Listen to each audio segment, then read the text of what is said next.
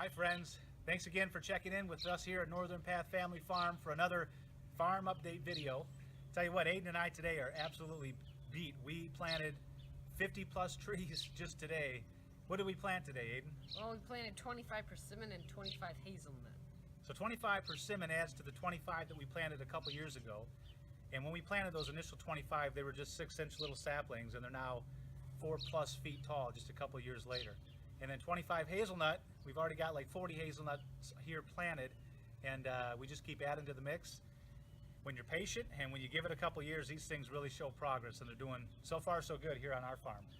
Just another quick update video on what's going on here, spring 2017. Sit back and check it out, and thanks again for all your support. Thanks for watching. For the past 3 years, we've gradually built up our mushroom cultivation yard using 20 new logs that we cut in the dormant season, usually late winter, early spring. 20 logs per year, and anywhere between 4 and 6 inch diameter logs, 40 inches long. We'll go in and we'll drill 50 holes in each log, and we're using this high-speed angle grinder, which has saved us an enormous amount of time to be able to drill 50 holes in each log compared to a handheld drill that we were using previously. After we drill all the holes, we then take this plug spawn, which is a pre-inoculated wooden dowel pin that we then insert into each of the holes. Aiden and I here shown hammering down flush with the log each of the dowel pins, and then we go over each one of them with some hot cheese wax to melt it. Stack them vertically, and within a year's time, we're starting to see the first fruits of our labor here. 2017 March, we took delivery of some new livestock. We have some Katahdin sheep. We've got 5 Katahdin ram lambs that we took delivery of from a nearby farm, breeder of Katahdin sheep. This was our converted livestock carrier, as you see here, our dependable Dodge Caravan that did the job of helping us bring these guys home from about 5 miles away from our farm here.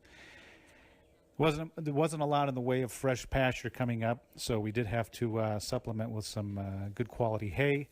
But soon enough, these guys were used to the new digs, and the chickens had to come over and say hi. They're all males, so you can see here that they have sort of a pecking order that they're trying to establish. And it's pretty incredible to see these guys run from a few feet back and go full charge and hit themselves on the head. You can actually feel the thump.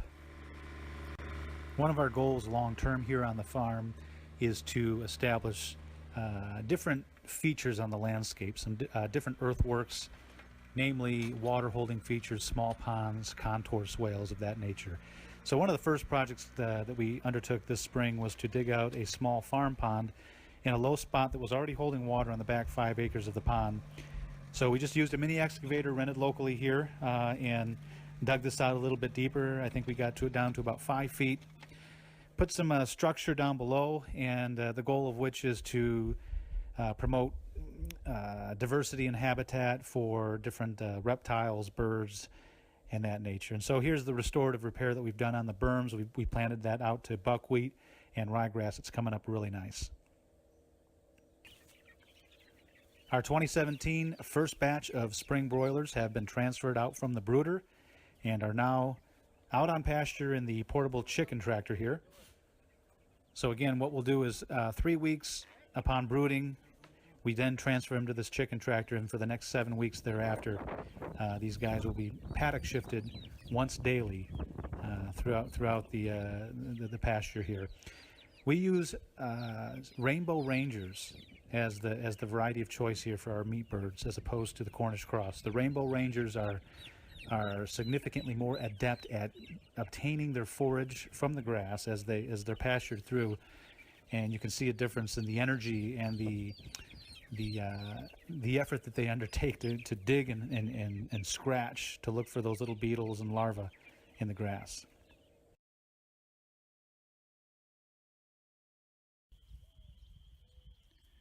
So here we have our 5 Katahdin ram lambs grazing through this paddock here. This is a paddock that we just moved them into yesterday morning.